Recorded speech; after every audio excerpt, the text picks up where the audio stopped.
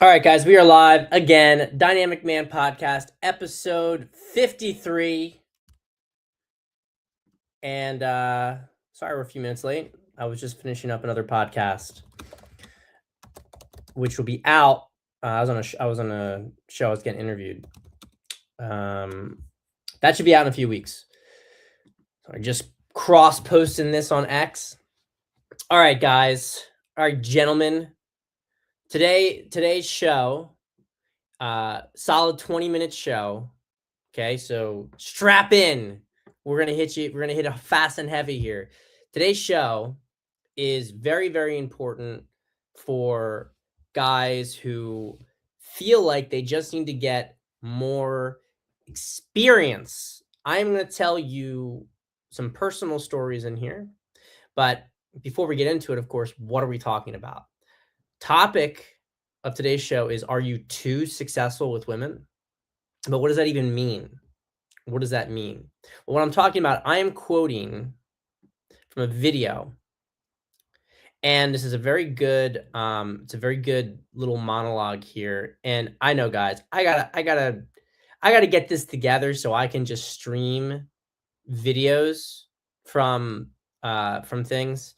This is ridiculous. This is ridiculous, isn't it? But I want to explain this. So basically, what this guy says in the monologue, and you see the caption I screenshotted here, was the harder it becomes to emotionally connect when the good ones come along. So, what this guy is talking about is he's talking about how when you start to date women and you start to get really, good with women, you start to see the same thing happen over and over and over again.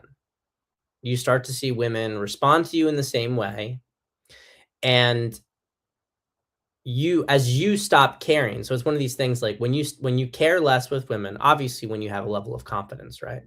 But when you care less with women, then women are more respond to you because you're less emotionally invested in the interaction. So they see that you're outcome independent, so they're more interested. And so it's like the less you care, the less you want her, the less you're interested in everything happening, the more women you get and the more sex you have, right? But what happens is that as you get better and better and you see more and more women want you, then all these interactions with women start to look very, very similar. So the way the woman responds to you, how excited she is to be with you, et cetera, et cetera.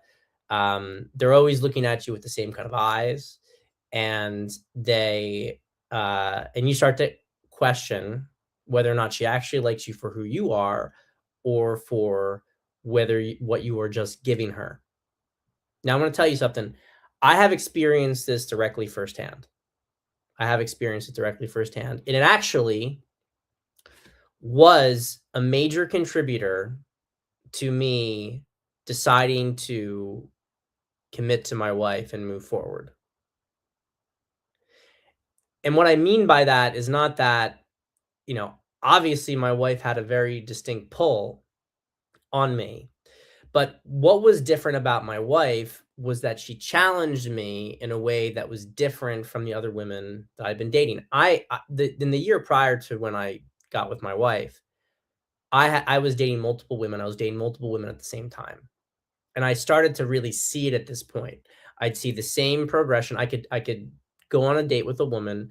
I knew exactly what to say to her. Now, I always obviously you adjust for the individual woman, but on the date, I knew what stories to tell, the sequence of which to tell the stories. I knew how to present myself. And I started to experience this, which can only be described as this continual feedback loop. When I say feedback loop, it's like I was getting girls, and it was easy to get girls. It was almost becoming systematized getting these girls. But here's the thing.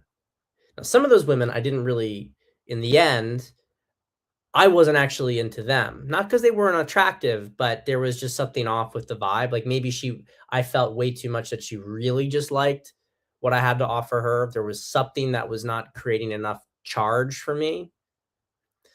But with other of these women, I enjoyed being with them. It was fun.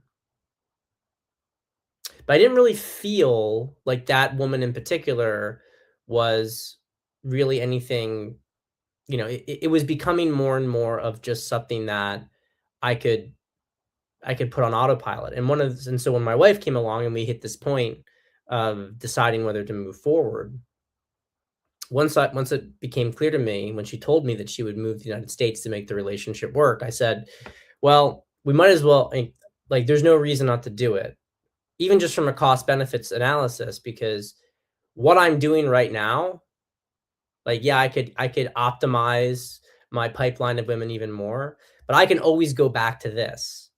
But if I can't see what exists with her." So she challenged me, right? To she challenged me to actually, confront this commitment phobia aspect of myself, which I had baggage from, ex-girlfriend, right? Okay. I wonder sometimes if what would have happened to me if I didn't make that choice. I do. I really wonder sometimes if I had not decided to move forward at that point when I was hitting this kind of perfect little intersection of being very good and consistently good with women, but not so much where, like, I was going to, like, the most exclusive places and bagging the most exclusive girls, which is, like, the trajectory of a lot of the game people, right? You wanna get to your apex pickup artist. It's always about getting the more exclusive, harder to get women because that's the challenge. That's how you keep things interesting. I wonder, though, what would have happened to me, because part of the reason I wanted to stop doing what I was doing is because it was actually starting to eat a little bit at my soul.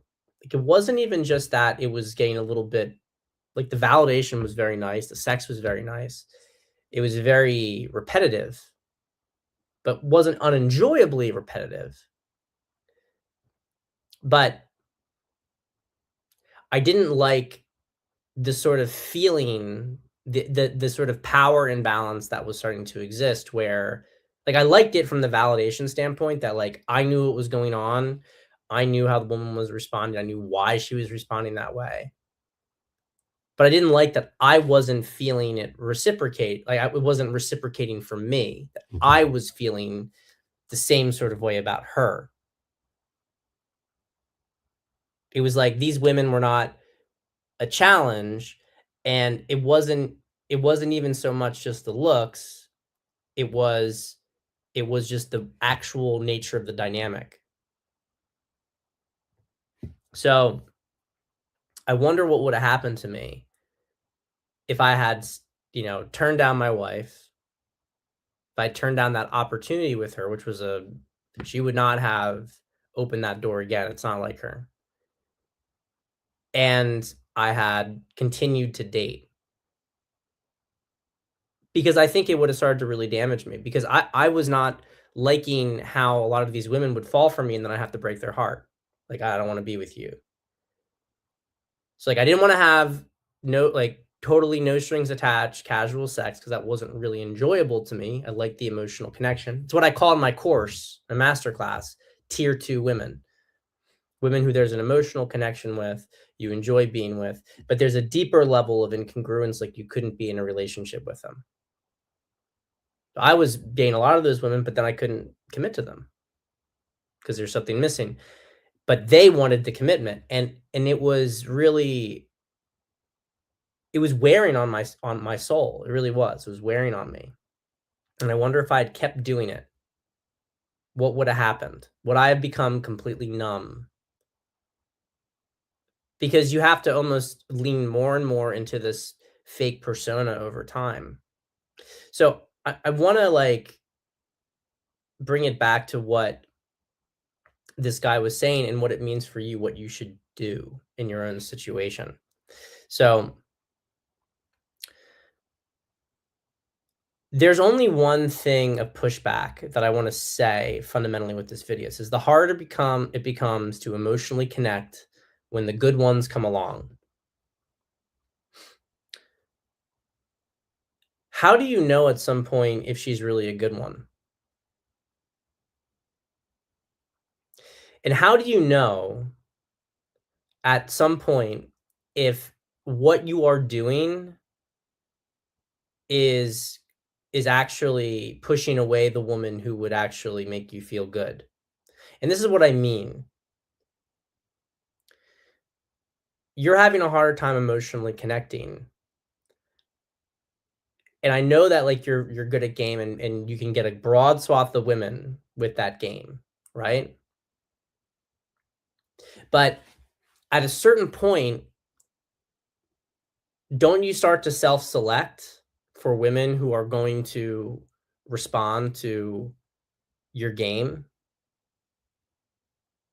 This is the sort of paradox question that I have about all of this, is that when you start to operate in a way that has transactional elements to it, what eventually happens is that your your entire energy optimizes for that system.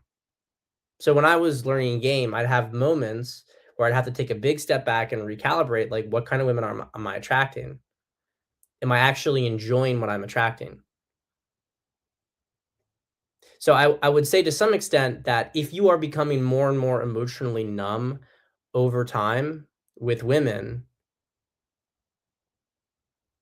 how much of it is because you are going after women who are not going to challenge you? Because a guy who's like every guy doesn't I don't care who you are. Every guy who gets really good with women has some woman out there who can still break him. Just like they say, there's always a bigger fish in the pond, right? But what breaks the guy is the woman who doesn't fall for his shit. And when I say doesn't fall for his shit, I don't mean even that she's not attracted to him, because she could be attracted to him, but she's going to see that there's some emotional cope and protection behind what he's doing. And she's going to challenge it. She's not going to respond in a predictable manner. And that's the woman that messes with the guy's head big time. Your average woman who does not have that kind of sophistication is not like that. She's not like that. Yeah, I don't think at the end of the day that I would have done what I did with my wife with any other woman. That was a big jump to do that. But I clearly on some level felt, because she called out that I was being distant. She called out some of the wounds that I had, made me think there's something special here beyond attraction that is worth going for. So, what am I trying to say here? What am I trying to bring all this back to for you? I'm trying to bring it back to is I want you really and truly to consider what game you are playing, because the game that you're playing is going to lead to the certain results that you're getting. It is really easy, for instance, to optimize a funnel. I say really easy. If you know what you're doing, if you have the right kind of profile and stats, it's very easy to optimize a profile and then to have matches come into it, and then, it's math. You can even have AI programs today that will swipe for you. So you can go on the dates and you can experience the replication. But you have created the game of systematizing your experiences with women. You're not looking actually for a woman who challenges you. So you confuse success in this game, which is a very superficial game, for ultimately success in terms of what you really want. Now, there's some guys who I don't know if they're soulless or if they've made themselves soulless de facto. but they're just interested in accumulating notches. So for them, this is exactly what they want. They want to not feel anything for any of the women because their whole objective is to not feel anything at all. But if you're a man who wants to feel more with women, I would posit that you are not putting yourself out there with women who could destroy you. That you are not actually being vulnerable and authentic enough in your interactions, and that's why everything is numb to you. Like, even these kind of videos, the truth that's there, the harder it becomes to emotionally connect when the good ones come along. But to some extent, it's like they're still trying to stunt, right? They're still trying to say, well, I'm just so good with women now, I don't feel anything anymore. They're like a drug. No, women are not a drug. The way you've been using women is a drug. This is what happens when you operate off of lust rather than love. If you're operating in pure conquest mode, you are absolutely going with pure conquest mode with no purpose except your own gratification. You are absolutely going to get bored and burned out and feel empty. This is the whole thing in general when it comes to any sort of sin, right? This is why they talk about sins the way that they do, that you don't go down the path, because if you engage in lust or greed, for instance, what happens? You love money so much that then money doesn't make you happy anymore. You love sex so much that sex doesn't make you happy anymore. You end up wanting to consume. So it stops being actually about the end result. It's about the consumption itself. Same thing with gluttony, right? You don't even enjoy the food. You just enjoy the consumption of the food. And so it ends up not being so much about what you get, it's about what you take. And you hate what you take because you're controlled by what you take. So these guys who are like, yeah, I'm just so numb from all the women I'm fucking. Maybe you are doing it wrong. Maybe you have optimized a system, a lust-based system, a power dynamic-based system, and you will not create any. You're not interested in love, because if you were interested in love, you'd be interested in connection. And if you're interested in connection, you would actually open up rather than put up some bullshit screen, some fake screen of opening up where you still have full control.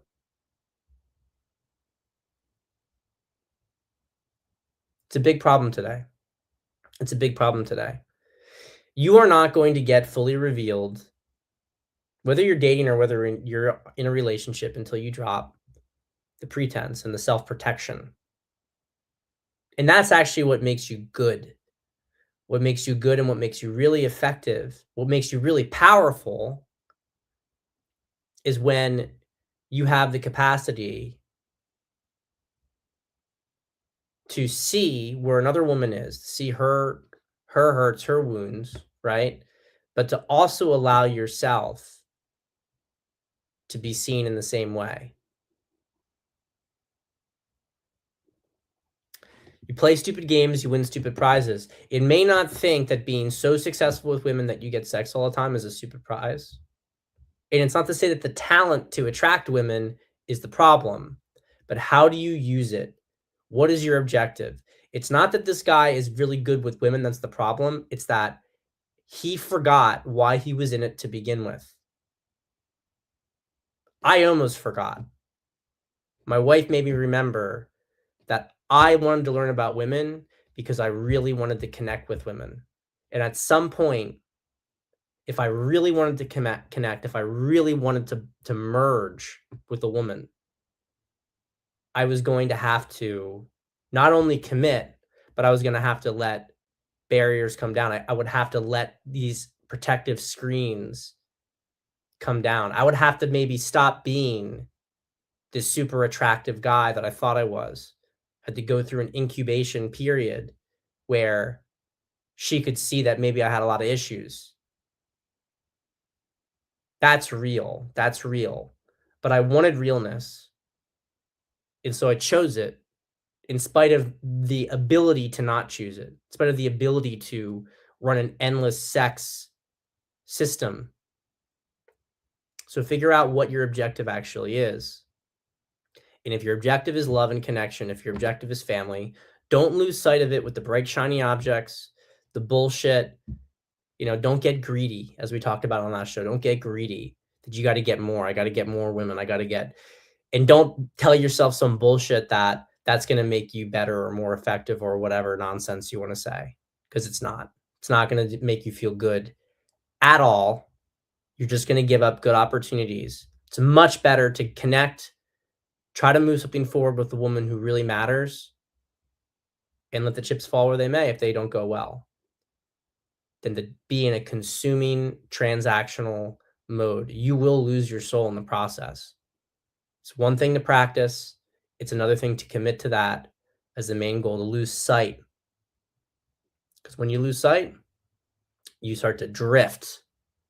You start to drift into getting high on the supply, right? All right. I will see you guys tomorrow on the show, same time, 10:30 a.m. Take care, gentlemen.